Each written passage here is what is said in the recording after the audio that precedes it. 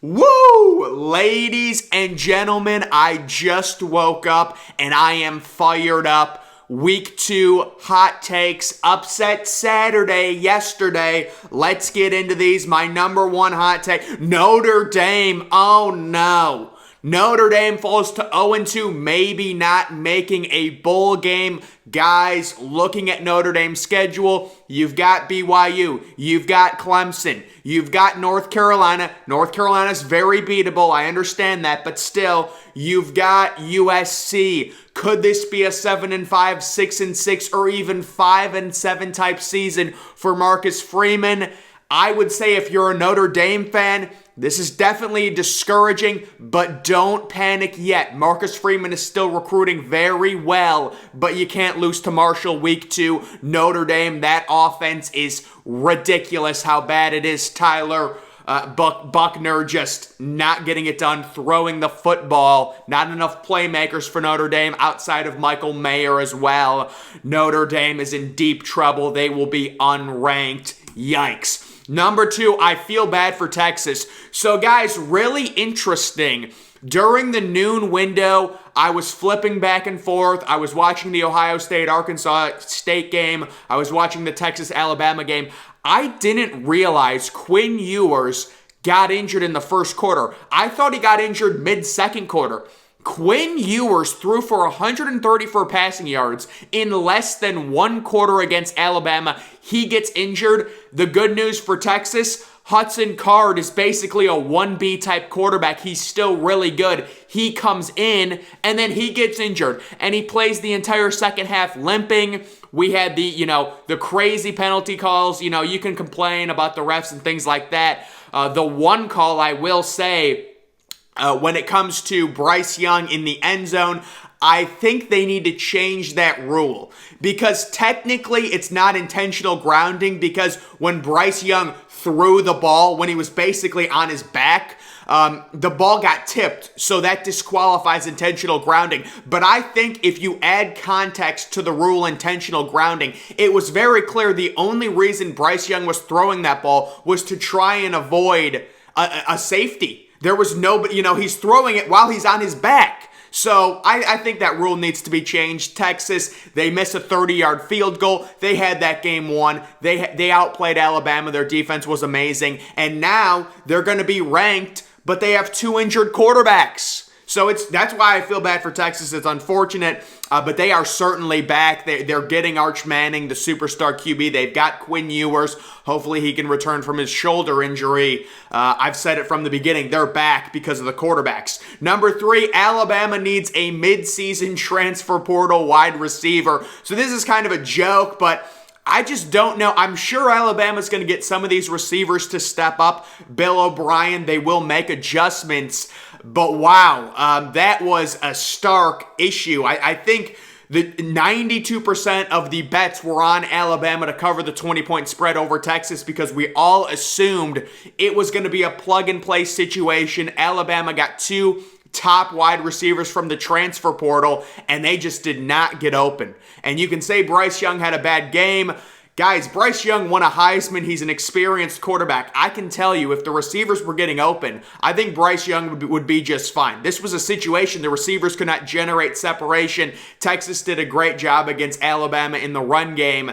I would be very worried if I'm an Alabama fan. Your one saving grace, you've got a ridiculous defense. The Alabama defense is so good across the board. They're them and Clemson, the talent on those 2 defenses, and Ohio State, but Alabama has a crazy, crazy defense. They have major issues. They should have freaking lost that game to a backup QB who was limping. Now, even if they would have lost, Alabama still, if they win out, they're obviously making the playoff because it's a non-conference game. But that game should open their eyes, and they will drop down to number 2, in my opinion. The reason they're not dropping down to number 3, in my opinion, is because Notre Dame loses. that basically invalidates Ohio State's win over Notre Dame, so Alabama wouldn't drop lower than Ohio State. Alabama's going to be number 2, Georgia's going to be number 1, Ohio State will be number 3. That's just kind of how I see it. A&M fans need to calm down. So Texas A&M fans, if Texas A&M fans are saying fire Jimbo Fisher, if they're all panicked after the Appalachian State loss, you just don't understand the trajectory of your program.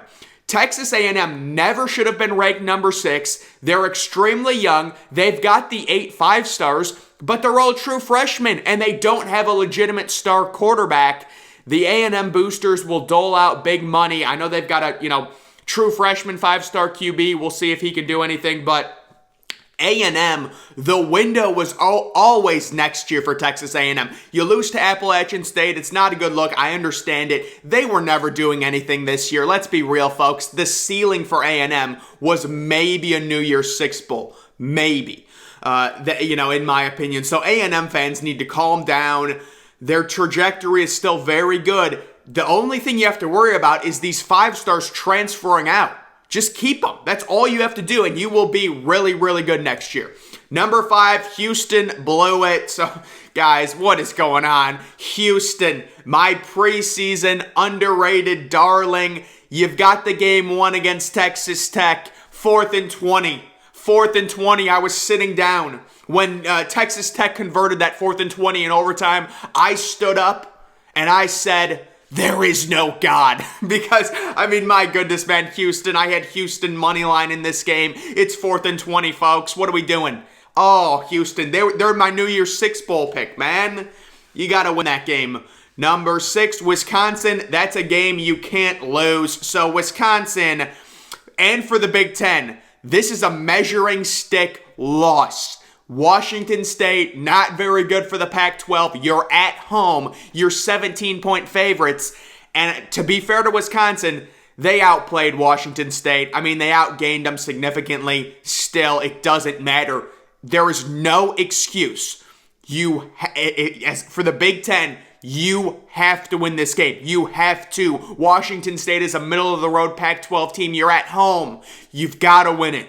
There cannot be any excuses. That is a horrible, horrible loss. That knocks Wisconsin out of New Year's Six play, in my opinion. Because Wisconsin has a crossover with Ohio State on the road. Good luck. That's 2 losses right there. I think they probably lose again. That knocks them out of the New Year's Six chances, in my opinion. Number 7, Scott Frost is getting buried under the stadium. Guys, oh my goodness. Scott Frost, they're waiting for the buyout to be cut in half. On October 1st, they will be firing Scott Frost, even if they beat Oklahoma. Because originally I thought maybe if Nebraska somehow upsets Oklahoma next week, he could keep his job. This team is, oh my goodness, they lose to Georgia. The craziest thing about the Georgia Southern thing, the line opened Nebraska minus 21. It was, by kickoff, it was Nebraska minus 23.5. So the general public was betting on a bounce back for Nebraska after the first 2 horrible games, and they lose 45-42. Scott Frost is gone. It doesn't matter anymore. He's done. We knew this could happen with Anthony Richardson. So yeah, guys, Anthony Richardson, very streaky. Nobody knew what they were going to get. Week 1, superstar, the running ability. He's being mocked in all these first rounds of 2023 NFL mock drafts. And then this happens week 2, lays an absolute egg at home. 16 points for Florida. Inconsistent. It's the Anthony Richardson roller coaster. You don't know what you're going to get with him each week. He's an interesting dual threat guy. Number 9, USC, most predictable win ever. So guys, I literally called this exactly. USC, I knew they wanted to take advantage of the spotlight on ABC. They did just that. They've got way more talent than Stanford. They just out-athleted them. Jordan Addison, superstar, Caleb Williams, crazy effective stat line, or efficient stat line, excuse me, and USC football. They're going to get some hype, but like, let's not overreact to this, right? Stanford, I don't know why that game was the ABC 7:30 game anyways. Stanford hasn't been good for 4 years. I don't understand, but it is what it is. Number 10, Miami should have paid for a transfer wide receiver, kind of like USC did for Jordan Addison. Miami really lacking playmakers. They were in a battle with Southern Miss. They end up winning the game. Very concerned with Miami overall, especially the lack of receivers and even the running backs. It'll be very, interesting. Miami at Texas A&M next week. Both of these teams coming off disappointing losses. I would probably say I like Texas A&M to win a low-scoring game due to Miami's lack, and also Miami going on the road with their lack of skill position players at this point. Penn State football is back. Penn State, college football is better when Penn State is good. Penn State crushes Ohio. They're 2-0. Good for them. Sean Clifford, Penn State fans, they don't love him because, maybe he's not the most talented quarterback, but he is a veteran. And good for Penn State. I think they're going to get ranked after this because they were like one of the top teams to receive votes and not be ranked. I already thought they should have been ranked, but they crushed Ohio, very easily covered the spread, almost doubled the spread, so good for them. Number 12, BYU, season-changing win. BYU has a very tough schedule. They needed to win this game against Baylor. They get it done in overtime. Great win for BYU, and they should be, I would say, probably a top 15 team now. It's a very tough schedule. They've got a huge neutral site game with Notre Dame. They've got a few other games that are very tough, but BYU, good team. I had them winning this game. Thank you. I mean, this game probably ended at like 2 a.m. I appreciate them for winning that one. Shout out to Oregon State. How about Oregon State? Yes, they're 2-0. They beat Fresno State. They also beat Boise State. Those are two big wins. Let's make sure we give this team some props. Oregon State football, amazing stuff. You love to see programs like that do well. Number 14, I love Iowa. Dude, Iowa, I said they put the over-under for the Iowa State game at 41.5. I said, I know it's a low number. It's still not low enough. And Iowa faces Nevada. What's the over-under? This is what I will do. I guarantee you, in my best bets video, I will put the Iowa-Nevada under as a play. They cannot score. Imagine they set the over-under at 30. 30 points, 10-7 was the final score. Iowa State beating Iowa, and that's with Iowa scoring a touchdown on their first drive. They were up 7-0 with 10 minutes left in the first quarter.